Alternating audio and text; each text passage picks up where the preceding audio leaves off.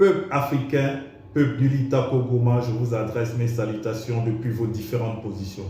Chéri Richard est là, le panafricain. Nous allons faire immersion aujourd'hui du côté de l'AES, à la capitale AES qui est Bamako, c'est-à-dire le pays du colonel Assimi Goïta, qui est le précurseur de la révolte panafricaine. L'armée malienne mène une opération d'envergure vers la frontière avec l'Algérie.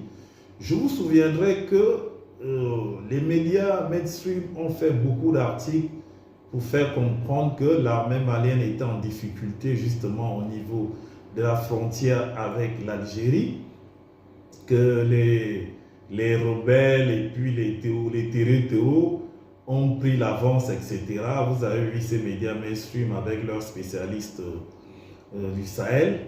Et ce que je ne comprends pas, c'est qu'ils trouvent ça normal. La communauté internationale trouve normal qu'un journaliste communique avec des terreaux, avec des rebelles qui endeuillent les familles du Mali, du Burkina, bref, du Sahel et du Niger. Ils trouvent cela normal.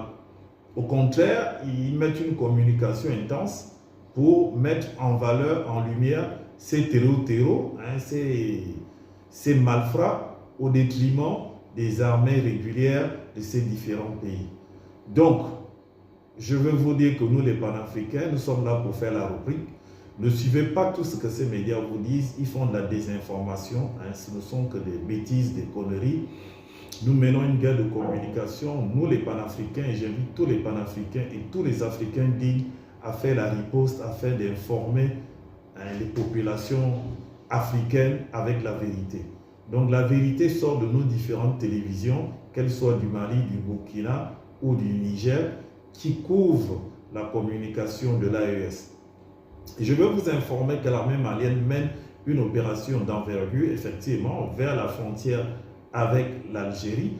Après la reprise de la ville d'Inafakarak, l'armée malienne a déployé ses troupes au niveau de la ville, de la localité de Bongassa, vers Tinzotin, qui est, je dirais, une zone stratégique des rebelles Touareg. Donc c'est là-bas que l'armée malienne mène ses opérations. Et nous avons vu que l'armée malienne se déploie vraiment sur le terrain avec des drones de reconnaissance. Tout ça pourquoi? Pour pouvoir sécuriser le territoire, ne pas laisser à ces impérialistes, à ces terreaux, 1 centimètre des terres maliennes, et pour combattre aussi pour la paix, pour que ce peuple puisse vivre en toute quiétude. Donc il était important de faire ce sortie pour dire que l'armée malienne n'est pas en difficulté. Nous faisons une guerre. Effectivement, dans une guerre, il y a des pertes de part et l'autre. Quand on parle de guerre, ce n'est pas une partie de plaisir. Mais c'est la fin qui justifie les moyens. Nous allons voir. Ils nous ont d'abord fait la même communication.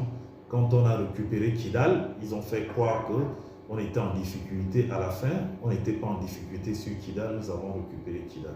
Sur ce, je vous dis au revoir en vous rappelant pour un autre prochain post avec une petite lecture pour résumer l'opération sur le terrain.